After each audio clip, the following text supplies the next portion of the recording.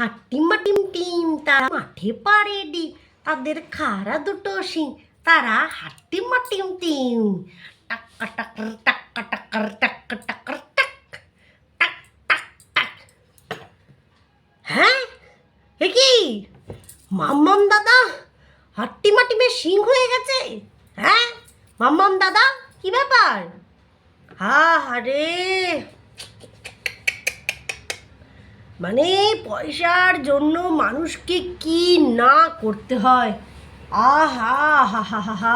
যদিও বা আমরা জানি দাদা হাতের কাজ খুব ভালোই করে। আরে তোমরা বড্ড মানে অসভ্য নামি শুরু করেছো, মাথার মধ্যে অশ্লীলতা তোমাদের ভরে থাকে। আরে দাদা যেখানে কাজ করে সেখানে হাত দিয়েই তো কাজ করে, তা হাতের কাজে সে রপ্ত, সেখানে সেই মানুষটার এরকম দুটো খাড়া শিং, কিউট লাগছিল দাদা। নো নমস্কার, যতই বলি না কেন নমস্কারের খাতায় নই লেখা, হ্যাঁ কোনোদিনও হবে না। হ্যাঁ মানে পয়সার জন্য লোকে কি না করতে পারে।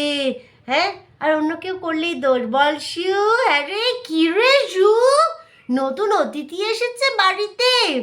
মে পানি পানি হো গই, ট্যাং ন্যাং ন্যাং ন্যাং ন্যাং ন্যাং ন্যাং ন্যাং ন্যাং ন্যাং ন্যাং ন্যাং।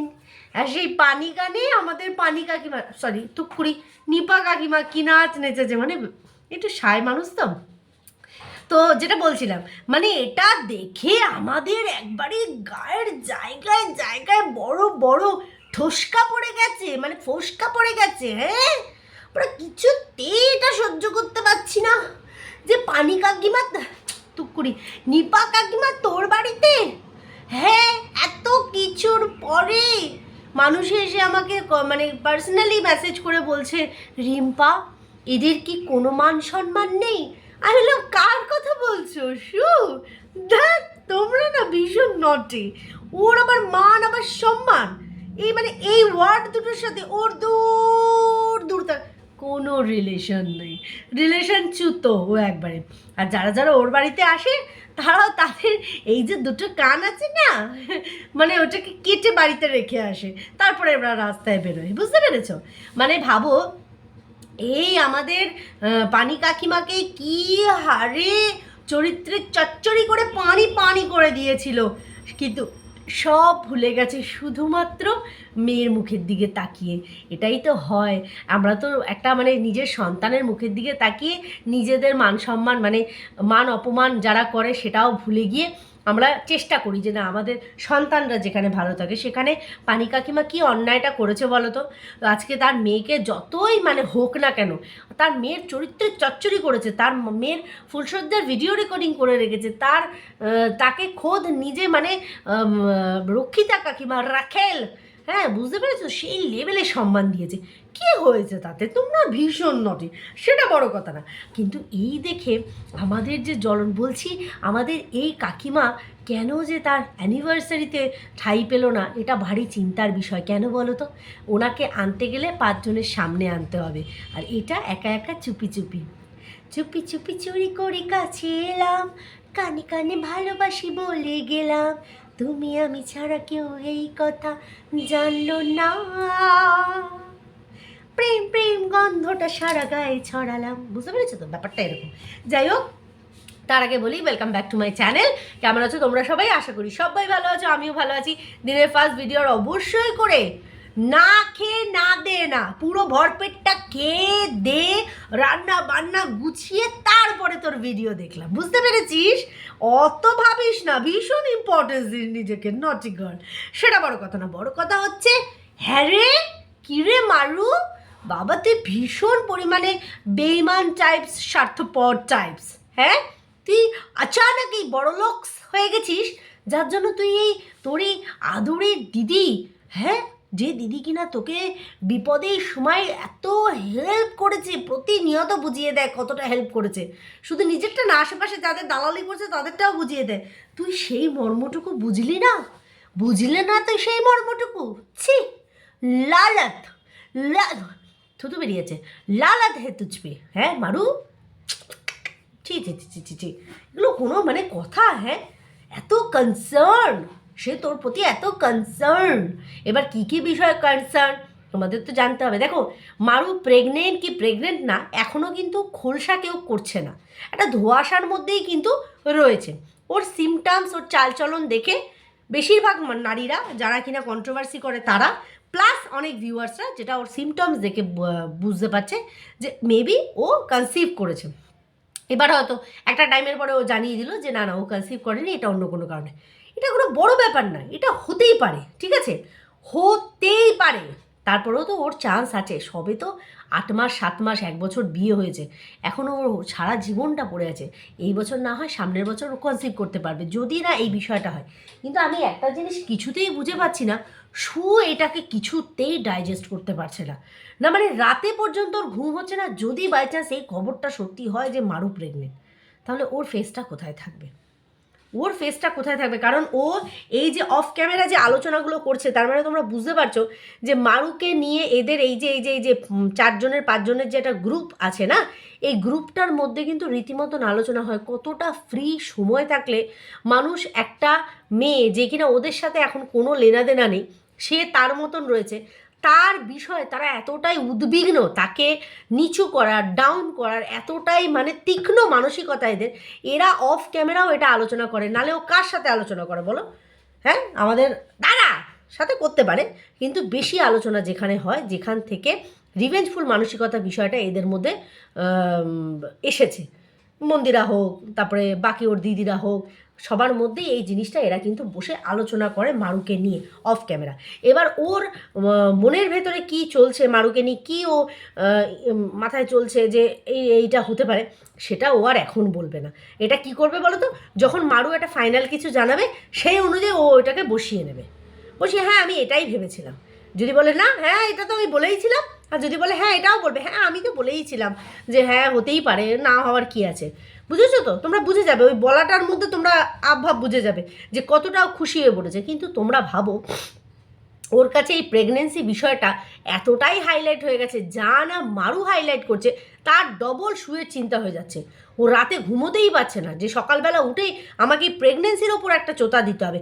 ও প্রতি মুহূর্তে মারুর চলন বলন বসা ওটা সব খেয়াল করছে, যে কিভাবে ও বসছে, কিভাবে শুচ্ছে, কিভাবে দাঁড়াচ্ছে, কিভাবে খাচ্ছে, সবটাই ও ওয়াচ করে যাচ্ছে শুধুমাত্র এটা বোঝার জন্য যে আদৌ মারু প্রেগনেন্ট কি প্রেগনেন্ট না। মানে লাইক সিরিয়াসলি এতটা ডিপলি ঢোকার কি আছে?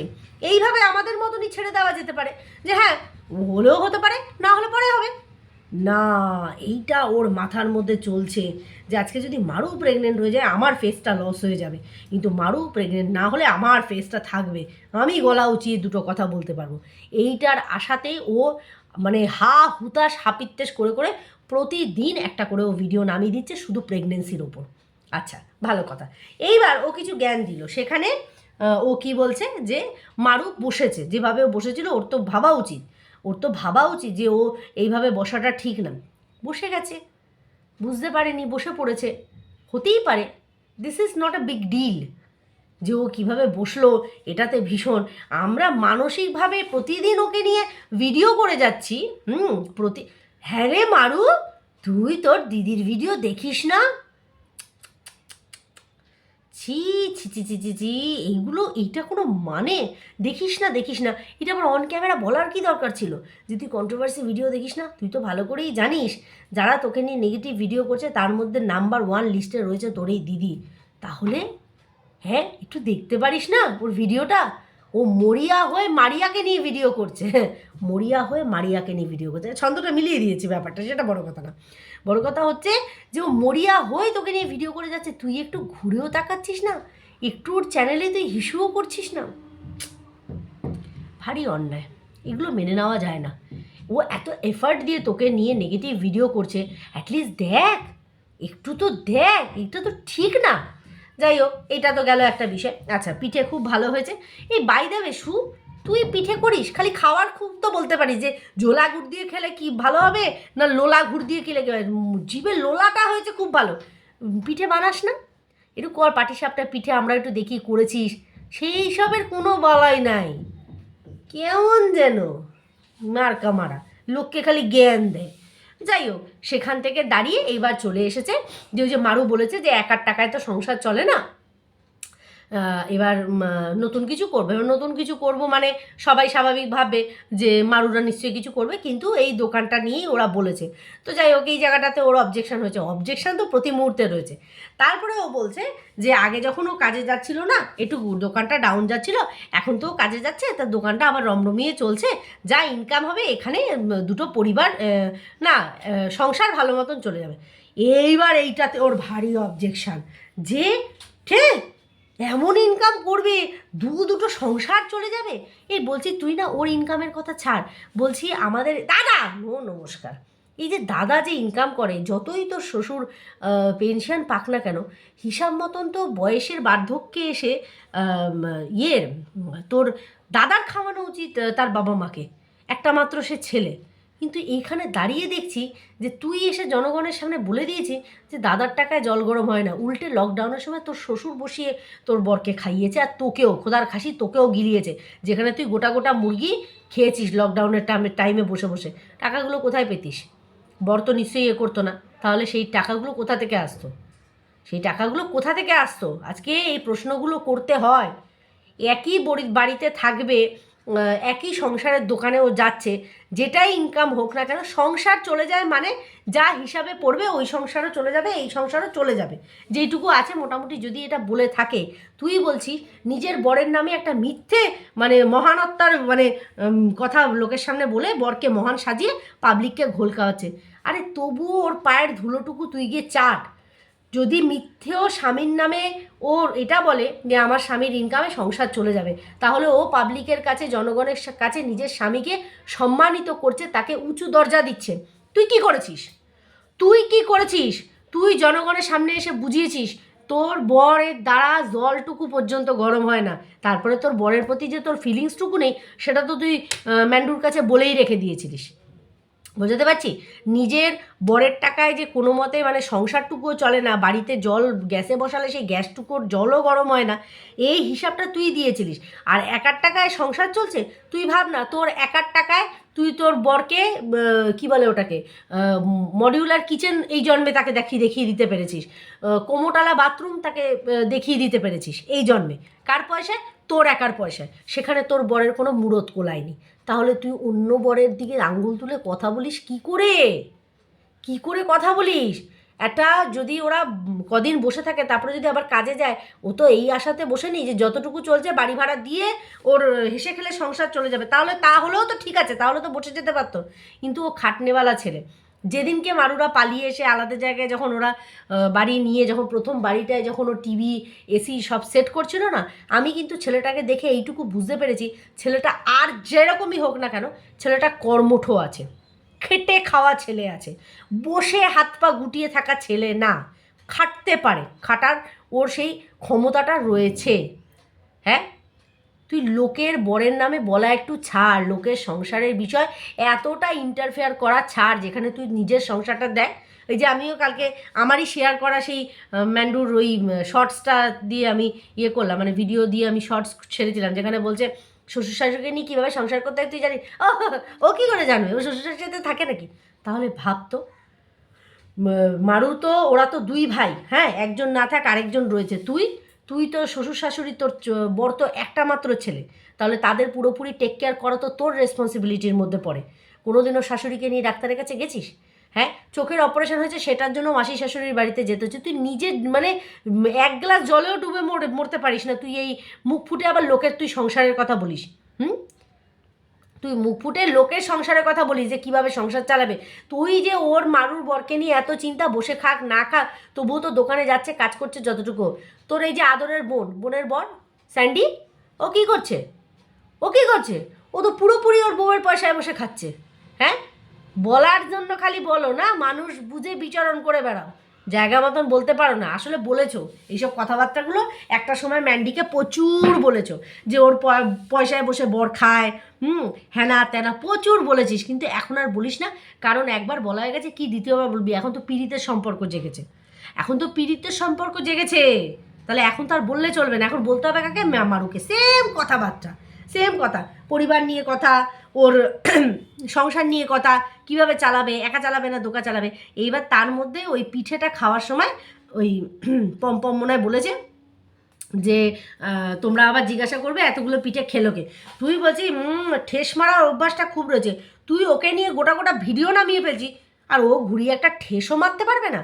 ঠেস না ঠাস দেওয়া উচিত, সেটা তো করছে না। ওর গোটা ভিডিওর মধ্যে কন্ট্রোভার্সিয়াল সেরকম কোনো টপিক দিচ্ছে না, এমন কিছু দিচ্ছে না আহামরি যেটাকে নিয়ে এবারে ঘোলা খিচুড়ি করে একটা ভিডিও করা যায়। কিন্তু তুই সেখান থেকে বার করছিস পায়ে পায়ে দোষ, উঠে বসছে তাতেও দোষ, উঠে দাঁড়াচ্ছে তাতেও দোষ, জল খাবে দাঁড়িয়ে খাবে না বসে খাবে ও বুঝে নেবে, তুই এত চিন্তা করিস না। এইবার রইল রাত্রিবেলা বেরোনোর কথা, তুই বলছিস রাত্রিবেলা বেরোলো, এটা তোমাদের হিতাকাঙ্ক্ষীরা তোমাদের চোখে পড়লো না, অথচ এই চিন্তাটা আমার মাথায় এসেছে। আরে তুই কত ভাবিস, তুই মারুকে নিয়ে কী ভাবিস, ওই ভাবাতে বদহজম হয়ে যাচ্ছে আমার। মারুর তো আরও হবে, তুই এত ভাবিস ওকে নিয়ে? হ্যাঁ, তাহলে এত যখন ভাবিস, ওর যদি সত্যি সত্যি প্রেগনেন্সি পিরিয়ড চলে, ওকে নিয়ে ভিডিও করা বন্ধ করে দে, ওকে নিয়ে এরকম নেগেটিভ কন্ট্রোভার্সি করা বন্ধ করে দে। তুই এত অ্যাডভাইস দিচ্ছিস, এদিকে মনে প্রাণে জপের মালার মতন জপে যাচ্ছিস যাতে ও প্রেগনেন্ট যেন না হয়, এই নিউজটা যেন সত্যি না হয় যে ও প্রেগনেন্ট, এই নিউজটা যেন সত্যি না হয়। তোর মতন দুমুখো না আরেকটা পৃথিবীতে জন্মায়নি এখন অবধি। সত্যি কথা, নিজের অকাতের দিকে দেখ, ওই গ্রুপ কলেই পড়ে থাকবি, তোকে ললিপপ চষাচ্ছে আর তুই চুষছিস, শুধু দেবি। চলো বন্ধুরা, ভিডিওটা এখানেই এন্ড করছি, সবাই খুব ভালো থেকো সুস্থ থেকো, অবশ্যই করে দেখা হবে নেক্সট একটা ভিডিওর সাথে, ততক্ষণের জন্য টাটা।